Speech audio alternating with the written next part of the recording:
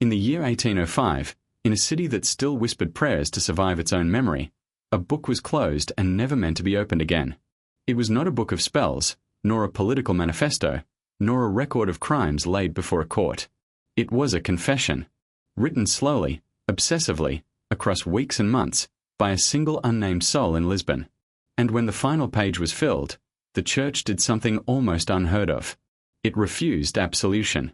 It sealed the journal. And it locked it away from history. Confession, in Catholic Europe, was meant to cleanse. It was the final refuge for sins too heavy to carry alone.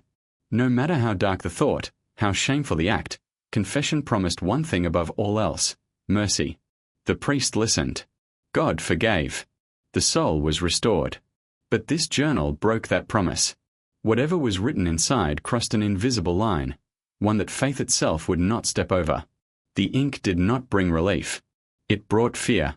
Lisbon in 1805 was a city living in the shadow of judgment. 50 years earlier, the earth had opened beneath it.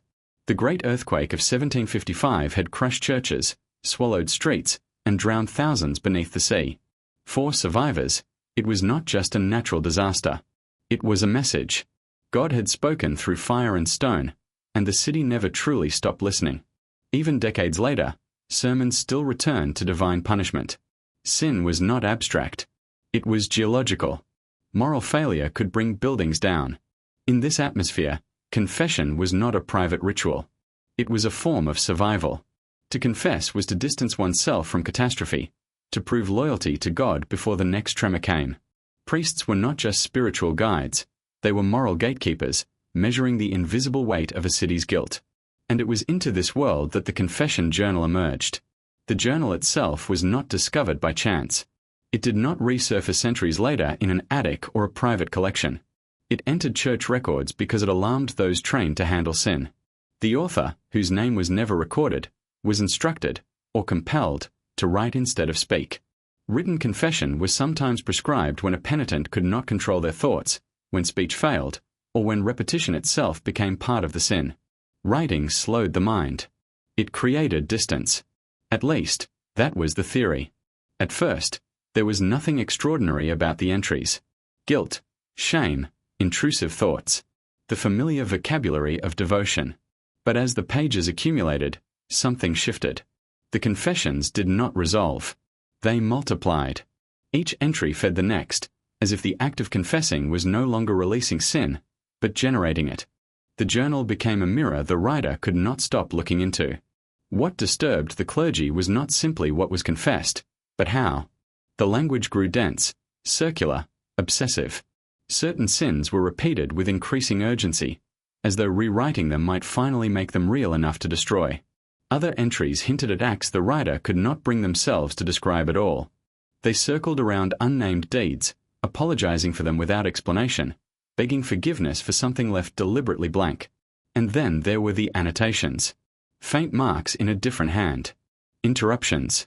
Questions that were never answered. At some point, the journal ceased to be a private spiritual exercise and became evidence. Not of a crime that could be tried, but of a state of mind the church did not know how to contain. The decision to lock the journal was not theological routine. It was an admission of failure. Confession was supposed to end stories, not begin investigations. By sealing the pages, the church acknowledged that there were confessions it could not safely hear. Words that, once read, could not be unread. Sins that could not be absolved without consequence. Officially, the journal was classified, archived, and removed from circulation. Unofficially, it became something else entirely. A rumor. A warning. A quiet example passed between clergy of what happens when faith turns inward too violently. No public condemnation was issued. No heresy declared. Silence was chosen instead, the most powerful tool the institution possessed. And silence is where the horror truly lives. Because without a name, without a verdict, without an ending, the confession remains unfinished. We do not know who wrote it. We do not know what final act compelled the church to intervene. We do not know whether the author found peace, punishment, or disappearance. What survives is only the reaction, fear strong enough to override centuries of doctrine built on forgiveness. This story matters not because it reveals a hidden crime, but because it exposes the limits of mercy when confronted with the human mind. It forces an uncomfortable question. What happens when confession stops healing and starts unraveling? When guilt becomes self-sustaining?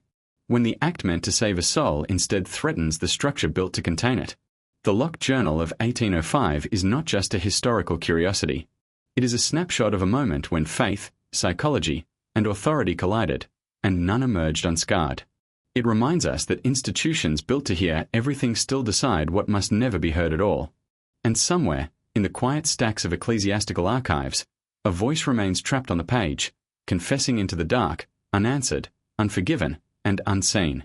To understand why a single confession could terrify an institution as powerful as the Church, it is necessary to understand the city in which it was written. Lisbon in 1805 was not simply a European capital moving toward modernity. It was a city that believed it had already seen the end of the world and survived it only by God's restraint. Every stone, every rebuilt street, every standing church carried the memory of annihilation. On the morning of November 1st, 1755, Lisbon had been one of the most devout cities in Europe. It was All Saints' Day. Churches were full, candles lit, prayers spoken aloud. When the ground began to shake, it did not stop. Buildings collapsed in waves. Towers folded into themselves. Entire congregations were buried where they knelt. Those who fled toward the river to escape the falling stone were met by another horror. The sea withdrew, then returned as a wall of water, drowning thousands more. Fires followed, burning for days. By the time the earth went silent, much of Lisbon had ceased to exist. For survivors, the question was immediate and unavoidable. Why? The earthquake did not just destroy the city. It shattered the idea that faith guaranteed protection. Sermons that followed did not soften the blow. Many clergy declared the disaster divine punishment, a cleansing fire sent to correct moral decay. Sin was blamed not in abstract terms, but in intimate ones. Private behavior, impure thoughts, unconfessed guilt, these were framed as causes of public destruction. Even as Lisbon was rebuilt in stone and symmetry, something darker took root in its spiritual life. Fear became institutionalized.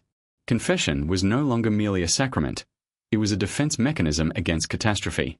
To confess thoroughly was to participate in the city's collective survival. To hide sin was to risk inviting judgment once again. By 1805, an entire generation had grown up in the shadow of that theology. They did not remember the earthquake directly, but they inherited its anxiety. The rebuilt city was orderly, rational, and controlled, yet beneath its geometry lived an obsession with moral accounting. Every misstep, every indulgence, every forbidden thought felt dangerous. God was no longer distant. He was watchful, reactive, and capable of sudden violence.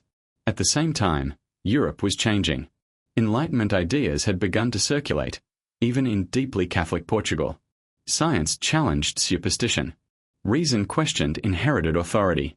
But these ideas did not replace faith so much as unsettle it.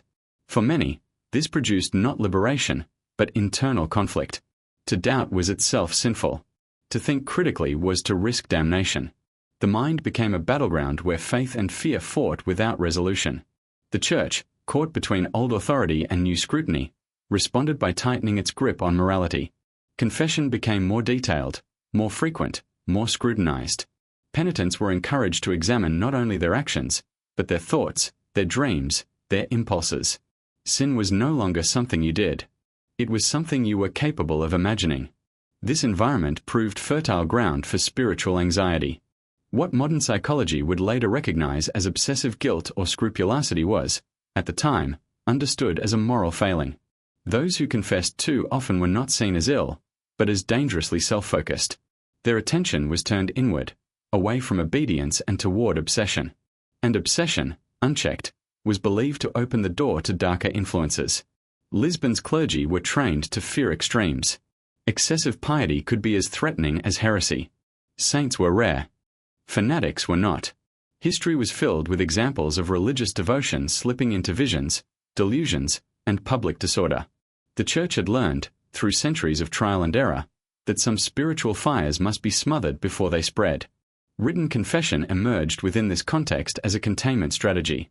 When a penitent's thoughts became repetitive or uncontrollable, writing was used to slow the process, to create distance between impulse and expression. The page was meant to absorb what the priest could not safely hear spoken aloud.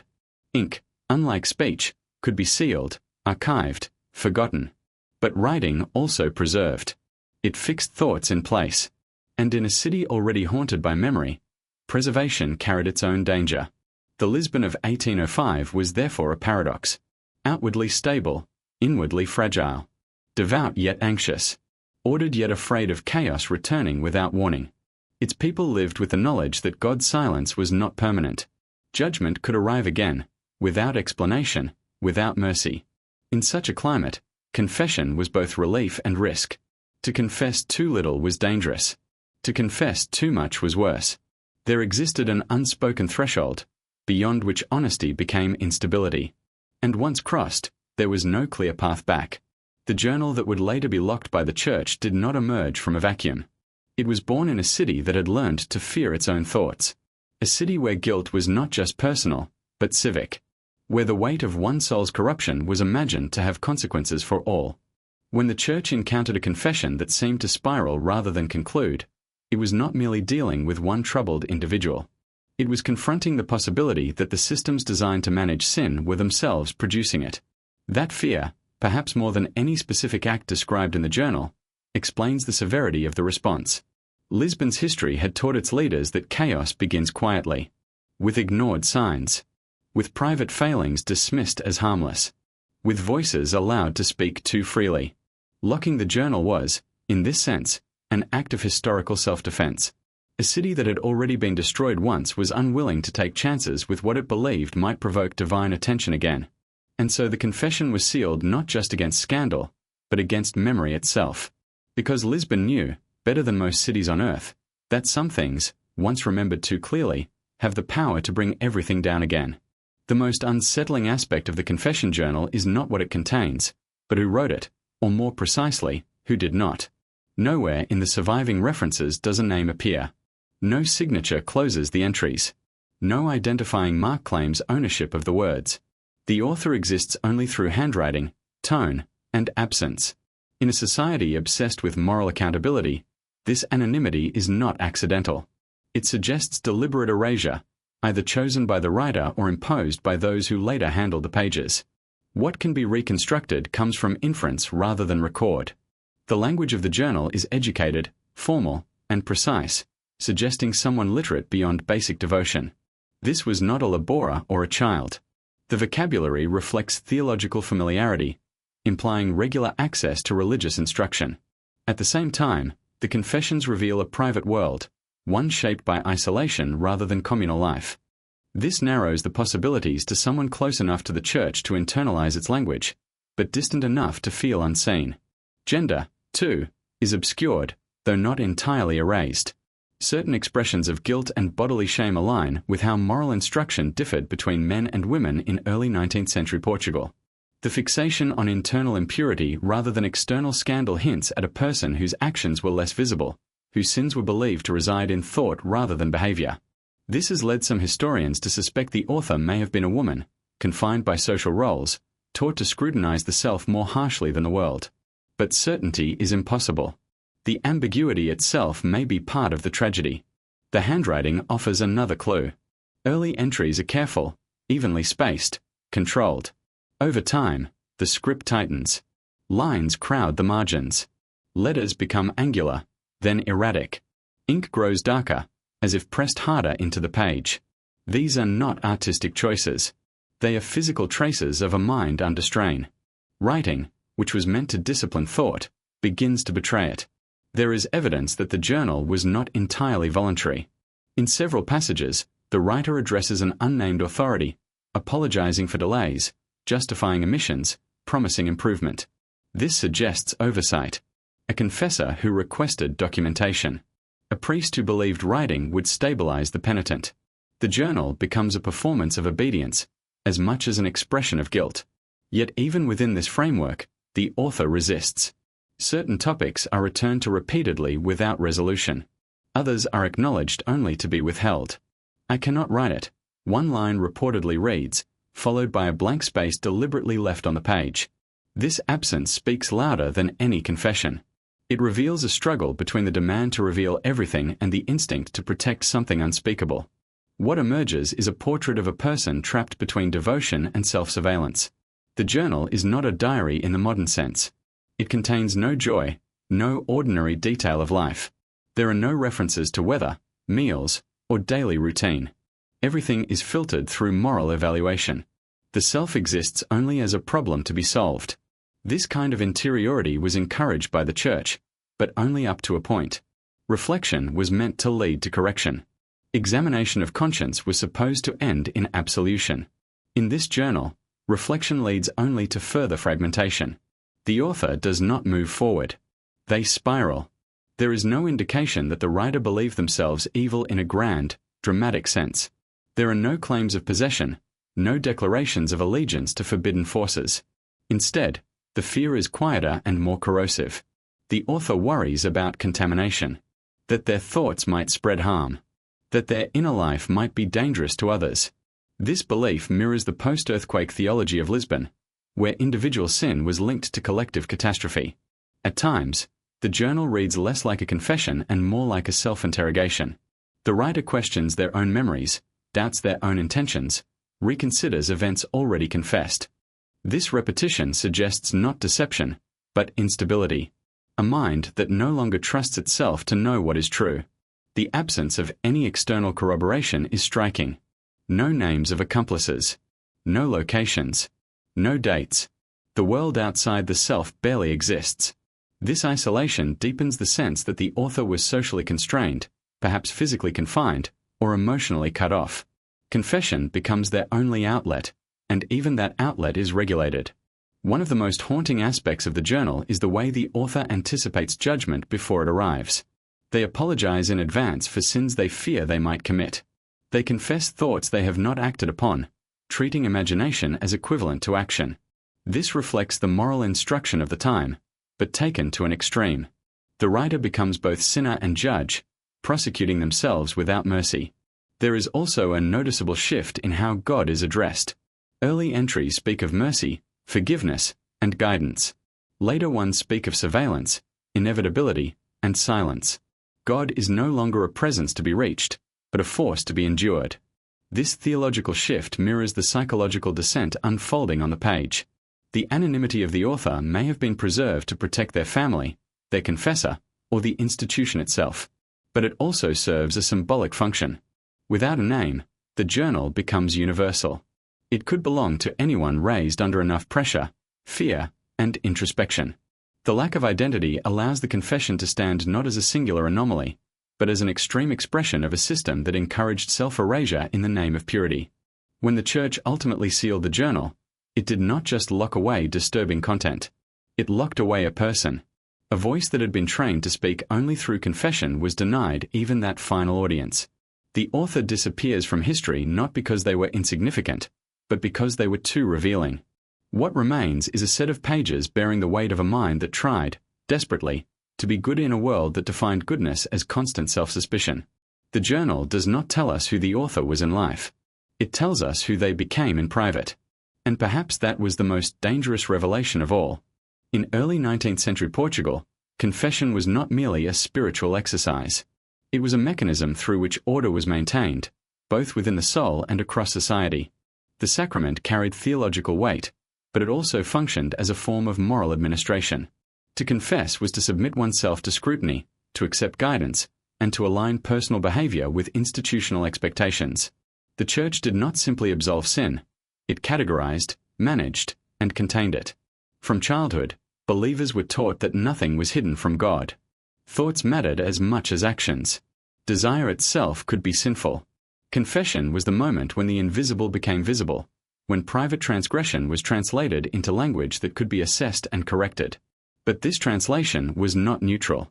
It shaped how people understood themselves. Over time, confession trained individuals to narrate their inner lives according to a specific moral script. Priests were educated to listen carefully, not just for sin, but for patterns. Repetition signaled obsession. Excessive detail suggested fixation. Vague language raised suspicion. Confessors were taught that some penitence required firmer direction, while others needed restraint. Too much introspection could be dangerous. It risked turning the believer inward, away from obedience and toward self-absorption. In the Church's experience, this inward turn was often the beginning of spiritual instability. There were established categories for dealing with difficult confessions. Ordinary sins were resolved through penance and prayer. Grave sins required stricter discipline. But there existed a grey zone where confession itself became the problem. When a penitent confessed compulsively, returned too frequently, or fixated on hypothetical sins, the confessor faced a dilemma. Encouraging further confession risked reinforcing the behavior.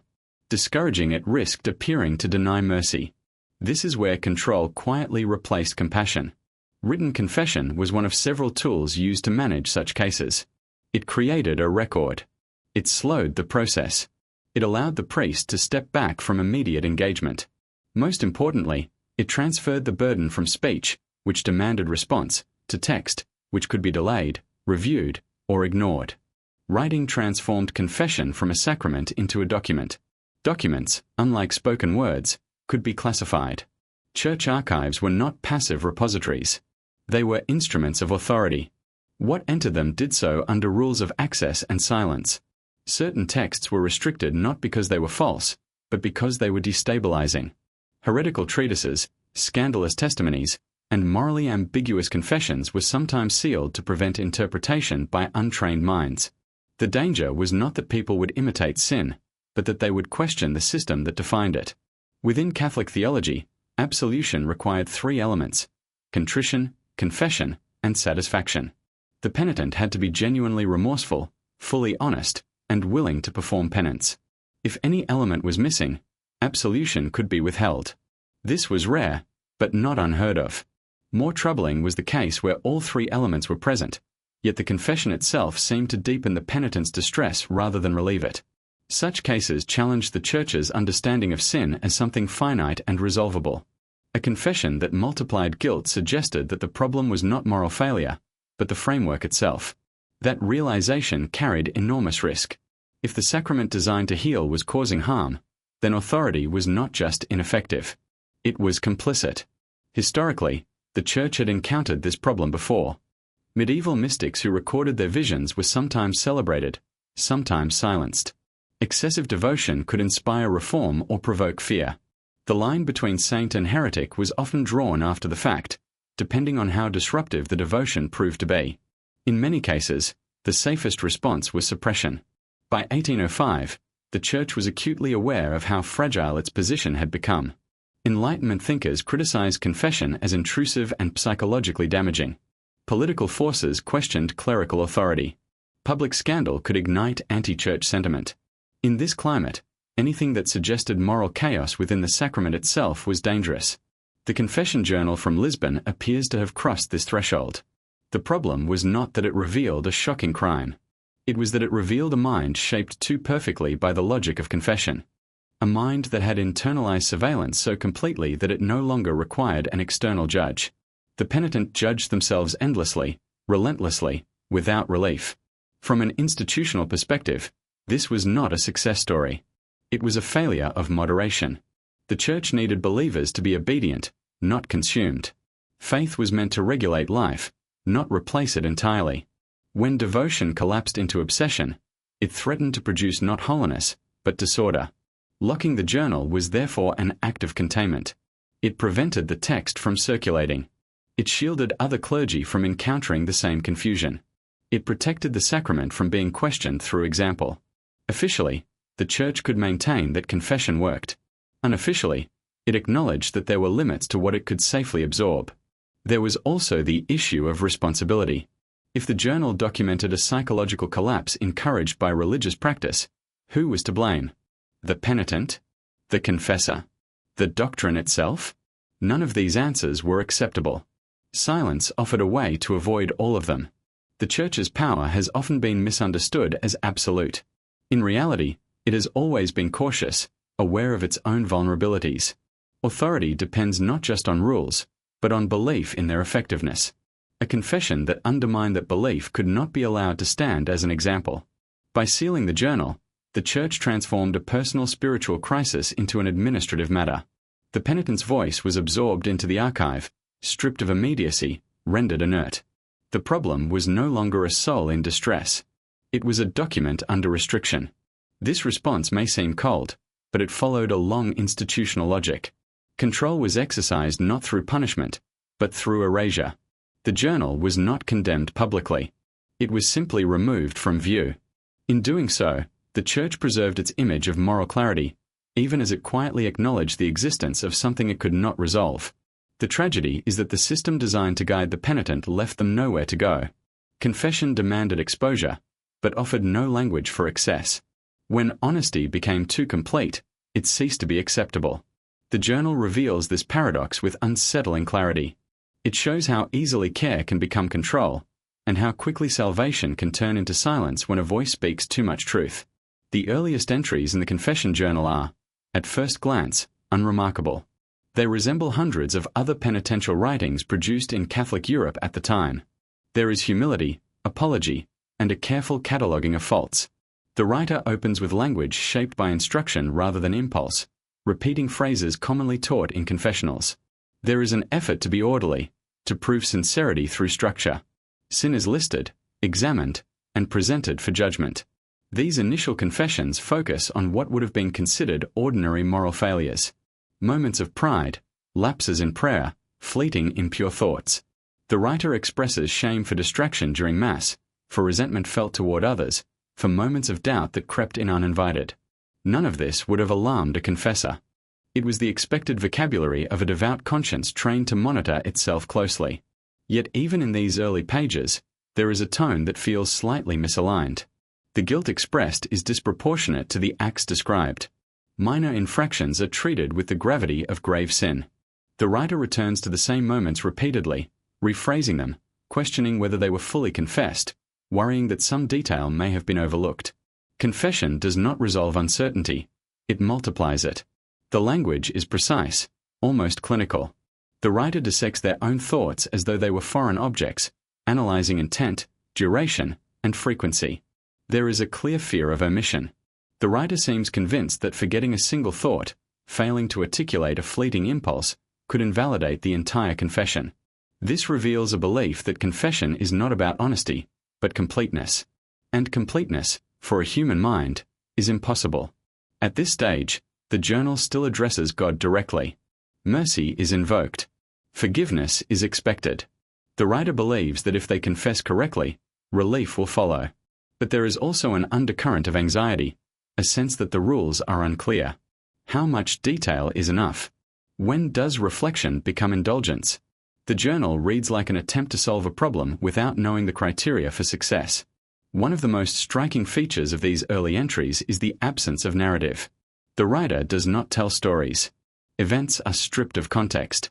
There are no names, no places, no sequences of action. Sin is abstracted from life. This abstraction suggests not secrecy, but internalization. The writer has learned to view experience only through moral classification. Life is reduced to data points for confession. The journal also reveals an early fixation on the body, though not in a sensational way. The writer expresses discomfort with physical sensations, fatigue, hunger, restlessness. These are framed not as natural states, but as potential sources of sin.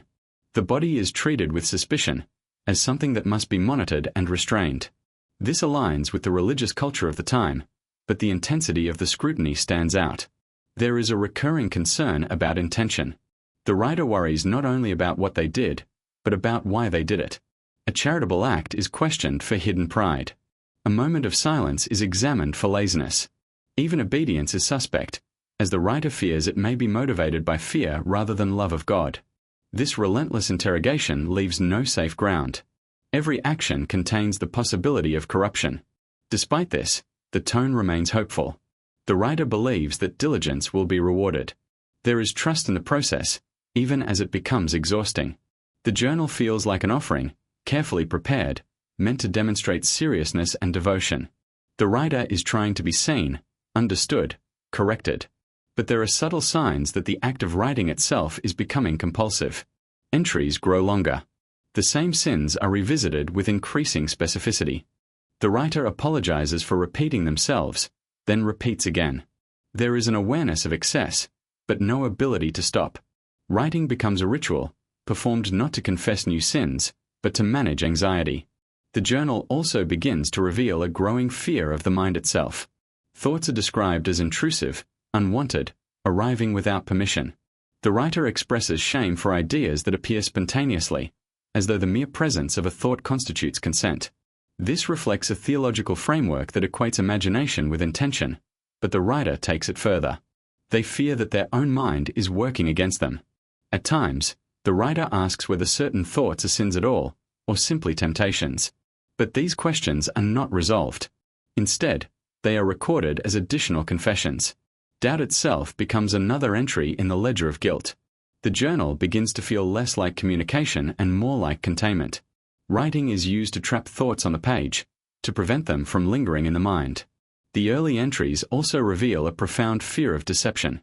The writer worries that they may be lying without realizing it, that they may be hiding sin even from themselves.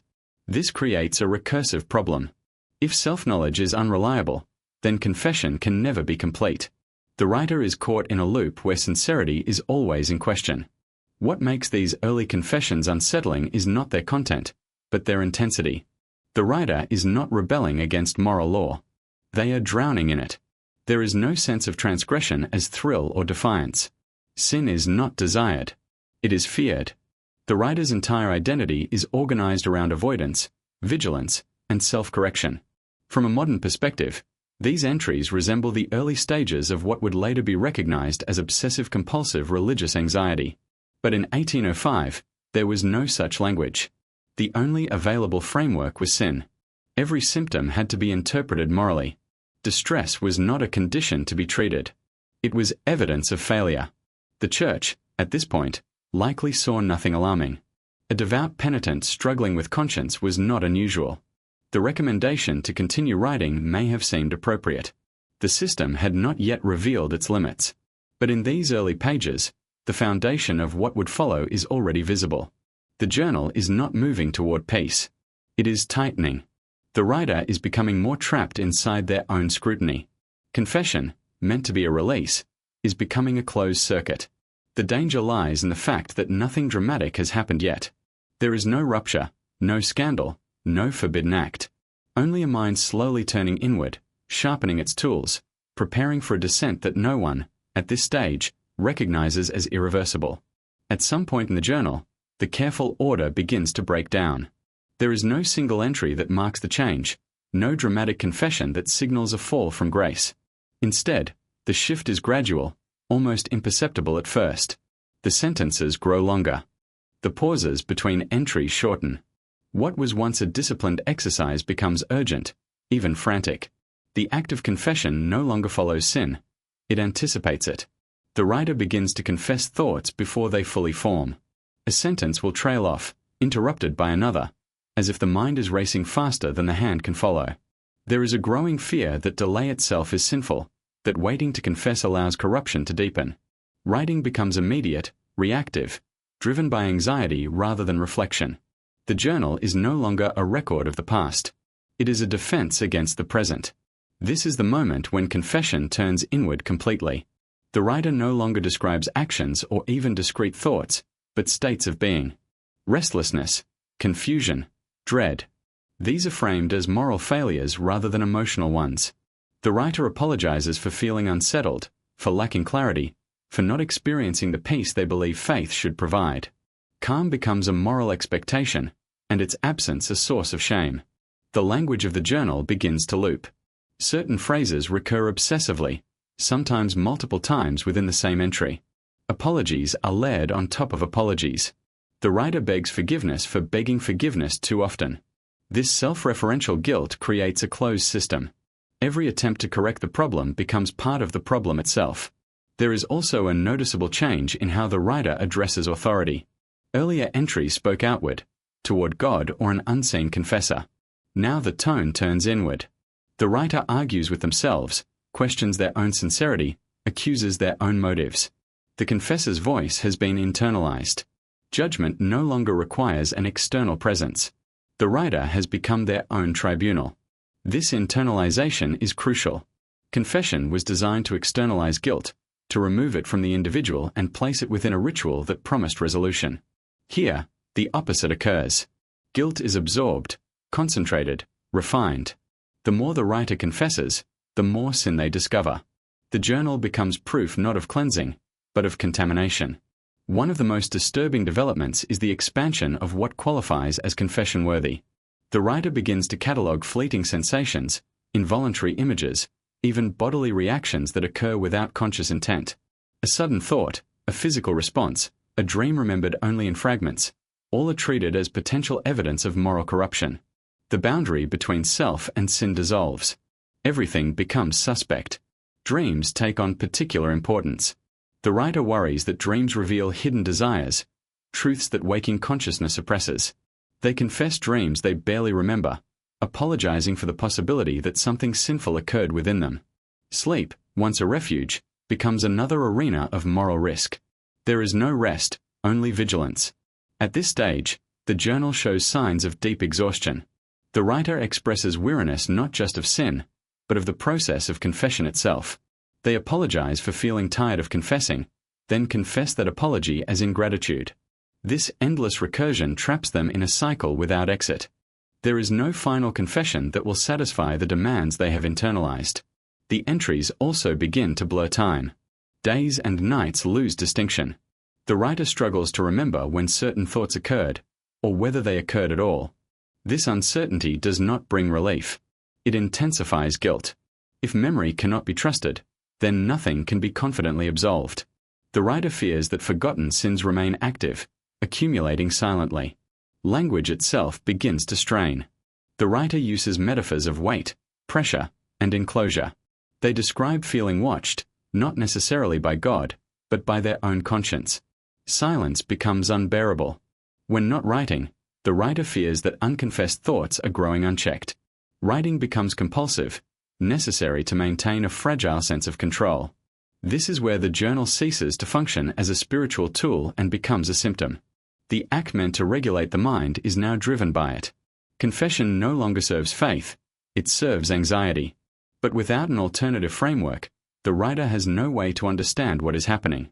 There is only sin, and more sin, and the duty to record it. From the Church's perspective, this kind of confession was deeply troubling. A penitent who cannot stop confessing is not progressing toward salvation. They are stagnating, or worse, deteriorating. Excessive introspection was feared because it led away from obedience and toward obsession.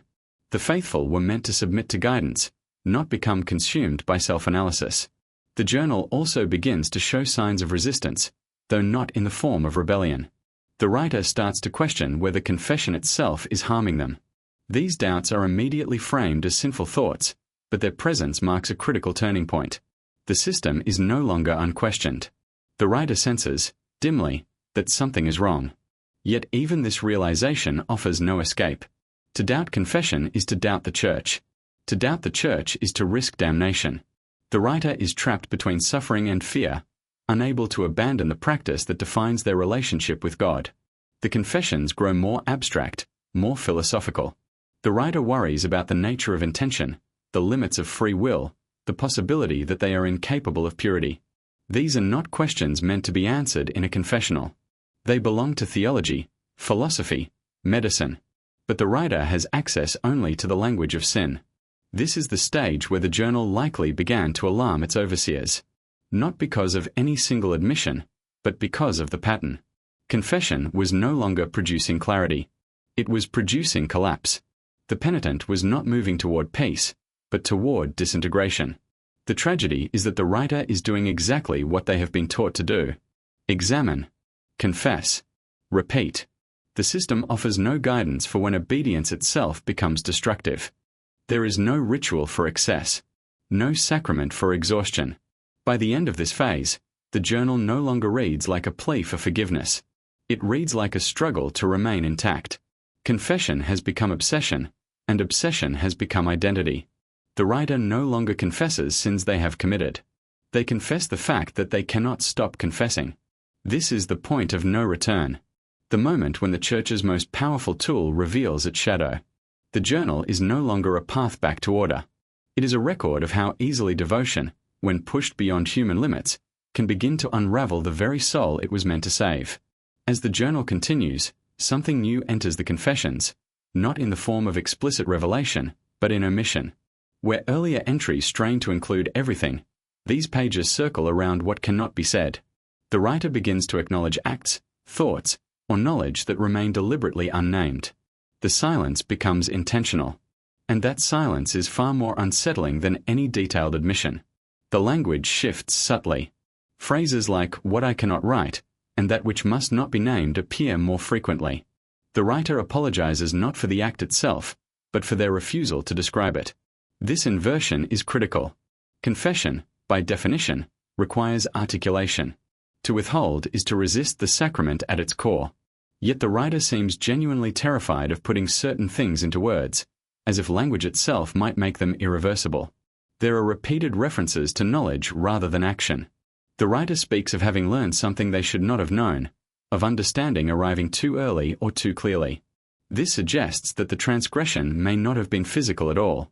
In the theological framework of the time, forbidden knowledge was deeply suspect. Curiosity had long been associated with pride, heresy, and the fall itself. To know too much, or to know wrongly, was to step outside one's ordained place. The journal does not specify the source of this knowledge. It could have come from reading, from overheard conversations, from private instruction. The ambiguity is unsettling. What matters is the writer's belief that the knowledge itself has contaminated them. They speak of carrying it like a stain, of fearing that others might sense it without being told. Knowledge becomes a form of guilt that cannot be confessed because its articulation would spread the harm. At times, the writer hints that these unnamed confessions involve others. There are apologies for having allowed something to occur, for having failed to intervene, for having remained silent. These passages raise the possibility that the journal documents not only internal struggle, but complicity. The writer fears that by naming what happened, they would implicate someone else, perhaps someone protected by position or authority. This possibility would have been explosive in early 19th century Lisbon. The Church was deeply aware of how easily scandal could undermine trust. Confessions that involved clergy, especially if they suggested abuse or misconduct, were handled with extreme caution.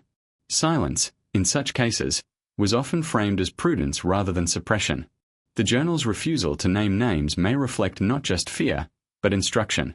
The writer's distress intensifies around these unnamed entries. The tone becomes heavier, more desperate. They express fear of judgment not only from God, but from the act of confession itself. There is a sense that once spoken, these truths cannot be contained.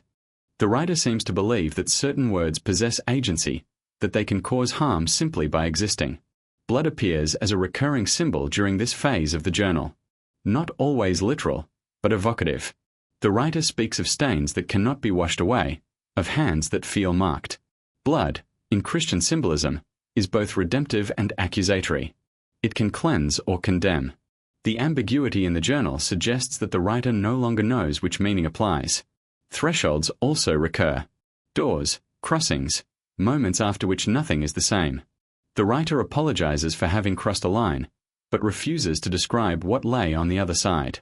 This language implies initiation, an irreversible transition. The fear is not punishment, but permanence.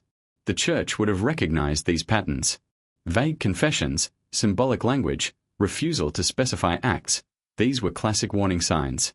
They suggested either deception, delusion, or danger. A penitent who could not articulate their sin placed the confessor in an impossible position. Without specifics, absolution could not be properly administered. But pressing for details risked uncovering something that could not be safely addressed. At this stage, the journal may have ceased to be a private spiritual document and become an object of concern. The presence of annotations, pauses, and interruptions suggests that someone else was reading, monitoring, perhaps intervening. The writer occasionally refers to having been warned, advised to stop, or instructed to rest. These moments hint at growing institutional anxiety. The unnamed acts also take on a temporal quality. The writer fears that what has been done cannot be undone, that time itself has been altered. They apologize not just for sin, but for consequences they believe will unfold in the future. This anticipatory guilt suggests a mind overwhelmed by imagined causality, but it also mirrors the post-earthquake belief that unseen moral failures could produce delayed catastrophe. One of the most disturbing elements of this phase is the writer's fear of inheritance. They worry that their sin or knowledge will be passed on, that it will affect others long after they are gone. This idea of transgenerational contamination was common in religious thought, but here it is personalized, internalized. The writer sees themselves as a vector of corruption. This fear may explain why the journal ultimately had to be locked away. A confession that frames sin as contagious challenges the sacrament's promise of containment. If guilt can spread through knowledge, then confession itself becomes a risk. Reading the journal would be an act of exposure. The Church's response to such texts has historically been swift and quiet. Dangerous ideas were not debated publicly. They were removed. The journal's refusal to name its central transgression made it impossible to resolve and too risky to ignore. It existed in a liminal space between confession and accusation, between silence and revelation. What makes these entries so unsettling is that they deny the audience the catharsis of understanding. There is no climactic revelation, no moment of clarity. The horror lies in implication. The reader is forced to imagine what could be so severe, so destabilizing, that it could not be written even in a document meant solely for God. In this way, the journal becomes a mirror. Its silences invite projection. Each reader fills the gaps with their own fears. This alone would have made it dangerous. A text that provokes imagination rather than instructs is difficult to control. By the end of this phase, the journal is no longer simply a record of personal struggle. It is a repository of forbidden absence. What is not written exerts more pressure than what is. The writer is trapped between the obligation to confess and the terror of articulation. This tension, unresolved and escalating, places the Church in an impossible position. To allow the journal to continue was to risk encountering something that could not be unlearned. To destroy it would acknowledge its power. Locking it away offered a third option: containment without confrontation. And so the most dangerous part of the confession is not a sin described, but a truth withheld. A silence so deliberate, so heavy, that it demanded to be sealed. By the time the journal reached its final pages, it was no longer treated as a private spiritual exercise. It had become a problem to be managed. The tone of the confessions, the omissions, the symbolic language, and the escalating distress could not be ignored by those tasked with overseeing it. What began as an attempt to guide a troubled conscience had transformed into something that challenged the Church's authority to resolve it. The response was not immediate condemnation. The Church rarely acted hastily in such matters. Instead, there was hesitation, consultation, and caution. Clergy trained in moral theology understood that mishandling a confession could be as dangerous as ignoring it. If the penitent was unstable, pressing too hard could cause further collapse. If the content involved others, especially those under ecclesiastical protection, disclosure carried institutional risk. There are signs within the journal itself that intervention occurred. The entries become sporadic. There are gaps where writing clearly stopped for periods of time. When it resumes, the tone is subdued, restrained, as if the writer has been warned. They apologize for excess, for troubling their superiors, for having written too much. This suggests that the act of confession itself had been identified as part of the problem. At this stage, the Church faced a canonical dilemma. Confession was sacred, but it was not limitless. There were circumstances under which a confessor could withhold absolution, particularly if the penitent was deemed insincere, unrepentant, or incapable of meaningful contrition. But here, the opposite seemed true. The penitent was excessively contrite. Their remorse bordered on self-destruction. To absolve such a confession risked endorsing a psychological spiral. To refuse absolution risked pushing the penitent into despair. Both options carried danger. The Church had no framework for treating mental distress as distinct from moral failure. Illness and sin overlapped in uncomfortable ways, and the line between them was poorly understood. There was also the issue of precedent. If the journal were allowed to circulate among clergy, it could unsettle others. Confessors might recognize similar patterns in their own penitents. Doubt could spread. Questions might arise about whether the sacrament itself could cause harm. Institutions survive on confidence. The Church could not afford uncertainty about one of its central rituals. Locking the journal was therefore a defensive act. It removed the immediate threat without forcing a public decision. By classifying the document, the Church exercised its authority quietly. The journal was no longer a confession in progress. It became an archival object, subject to restriction rather than response. This act did not require formal condemnation. No decree needed to be issued. No explanation given. Silence was sufficient. In ecclesiastical practice, silence often signaled resolution. What was no longer discussed was assumed to be settled. The journal was absorbed into the Church's vast system of controlled memory, where inconvenient truths could be neutralized through obscurity. The fate of the penitent themselves is unclear, but the Church's actions suggest concern rather than punishment. There is no evidence of trial, imprisonment, or public discipline. Instead, there are hints of withdrawal. The penitent may have been instructed to cease writing, to submit to spiritual rest, or to enter a more controlled environment. In some cases, individuals deemed spiritually unstable were encouraged to retreat from religious practices that exacerbated their condition. This, too, would have been framed as care.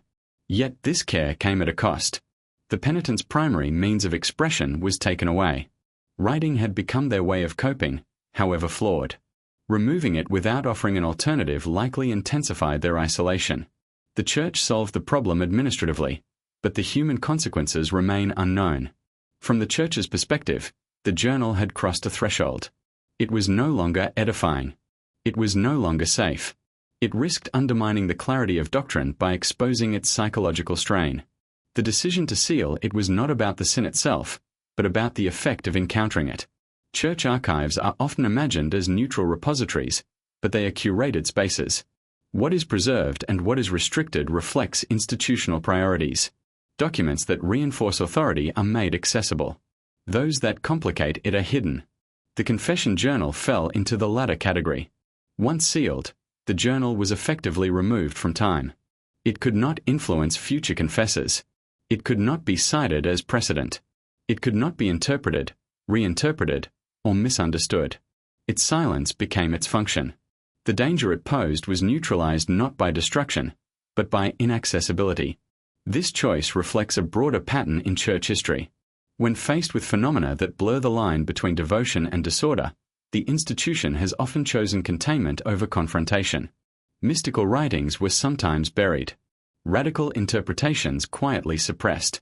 The goal was stability, not exploration. The locked journal represents a moment when the Church acknowledged, implicitly, that its tools had limits. Confession could guide, absolve, and correct, but it could also deepen suffering.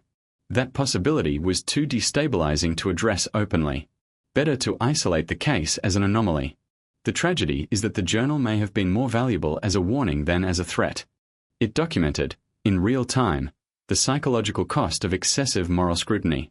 It showed what happens when faith becomes a closed system with no release. But to learn from it would have required admitting vulnerability. By sealing the journal, the Church preserved its authority at the expense of understanding. The document became a forbidden object, defined not by what it revealed, but by the fear it inspired.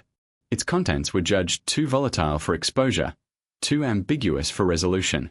In this way, the journal's final transformation is complete. What began as a confession meant to heal became evidence of a fracture the institution could not repair. The Church's response was not cruelty, but caution. A choice to protect the structure rather than the story. Somewhere within the archives, the journal rests in silence, its pages intact but inaccessible. The penitent's voice remains suspended, neither condemned nor forgiven, caught between confession and erasure. The decision to lock it away ensured that the danger it represented would not spread. But it also ensured that the questions it raised would never be answered. And perhaps that was the true fear. Not what the journal confessed, but what it revealed about the fragile boundary between salvation and collapse, a boundary the Church could sense, but could not afford to examine too closely. Once the journal was sealed, interpretation did not stop. It simply moved into quieter, more speculative spaces. Without access to the full text, what survived were impressions, fragments, and second-hand descriptions. Over time, these gave rise to competing theories about what the confession truly represented. None could be proven, and that uncertainty became part of the story itself.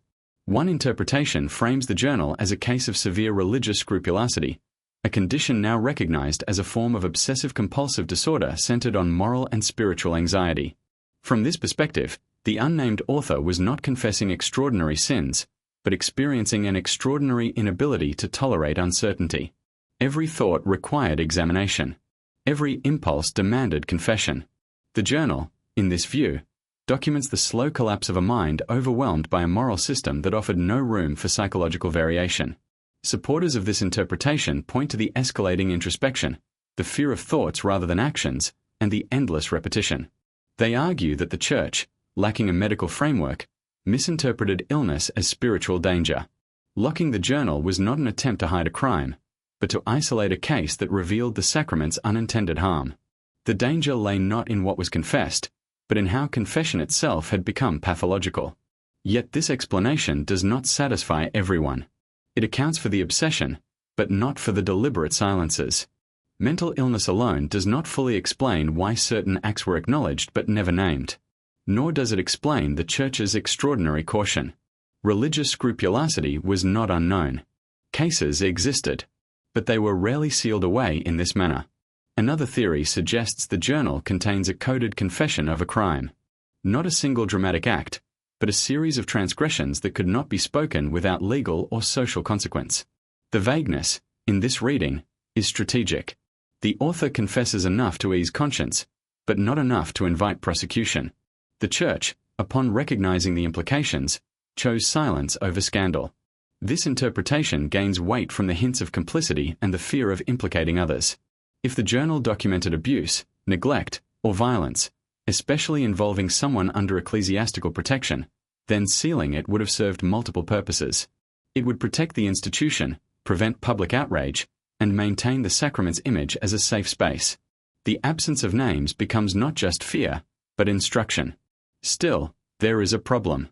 If the journal contained clear evidence of crime, the Church had mechanisms for dealing with it internally. There is no indication of such proceedings. No trial, no penance assigned to a specific act. The response was withdrawal, not discipline. This suggests ambiguity rather than certainty. A third interpretation situates the journal within the long history of forbidden theology. According to this view, the danger lay not in sin or crime, but in ideas. The author may have arrived at conclusions about God, guilt, or human nature that challenge doctrine. The obsession with knowledge, the fear of understanding too much, the sense of having crossed an intellectual threshold, these point toward theological crisis. In the early 19th century, Europe was filled with dangerous ideas. Enlightenment philosophy questioned divine justice. Emerging sciences challenged the soul centrality. A devout individual grappling with these ideas internally could experience them as sinful knowledge. To articulate them in a confession journal would risk exposing doubts that the Church could not easily counter. If the journal contained reflections that blurred the line between sin and illness, or questioned whether guilt was inherent rather than chosen, it would threaten the moral framework of confession itself. Such ideas would not be heretical in the traditional sense, but destabilizing. They would suggest that suffering could be produced by the system meant to prevent it. This interpretation aligns with the Church's choice to seal rather than refute. Heresy was usually confronted, condemned, and corrected. Silence was reserved for things that could not be easily categorized. The journal may have revealed a crack in doctrine rather than a violation of it. There is also the possibility that no single explanation is sufficient. The journal may represent a convergence of factors: psychological distress intensified by religious practice, knowledge that felt forbidden, and actions whose consequences were too complex to confess plainly. In this sense, the journal is dangerous precisely because it resists classification. Modern readers often want a clear answer: a crime to condemn, an illness to diagnose, a villain to blame. The journal offers none of these. Its power lies in its ambiguity. It forces confrontation with uncomfortable questions rather than providing resolution. Was the author responsible for their collapse, or was the system that shaped them at fault? Did the Church act prudently, or did it choose institutional safety over compassion? Is silence a form of protection, or a continuation of harm? Each interpretation answers these questions differently, and none can be conclusively proven. What makes the journal particularly unsettling is how familiar its themes remain. Modern discussions about mental health, trauma, and institutional authority echo the same tensions. Systems designed to help can also harm. Confession, therapy, surveillance, self-improvement, all can become obsessive when perfection is demanded and uncertainty is intolerable. The journal also challenges the assumption that danger must be explicit to be real. Nothing described suggests spectacle. There are no lurid details, no sensational revelations. The fear arises from accumulation, from the slow realization that something is wrong, but cannot be named. Perhaps the most disturbing possibility is that the journal was sealed not because it was extraordinary, but because it was too ordinary. Because it revealed what happens when a common system is taken to its logical extreme. If that were the case, then the journal could not be treated as an anomaly. It would be a mirror. Institutions rarely preserve mirrors that reflect their limits. They prefer examples that reinforce their strength. The locked journal does neither. It does not glorify faith, nor does it openly attack it. It simply records a human mind struggling under its weight. In the absence of certainty, the journal becomes a space for projection. Each reader, historian, or theologian sees in it the danger they fear most: madness, crime, heresy, institutional failure. The lack of resolution ensures that the story remains alive, unsettling, and unresolved. This may be why the journal continues to haunt those who know of its existence. Not because of what it says, but because of what it refuses to clarify. It denies closure. It resists narrative satisfaction.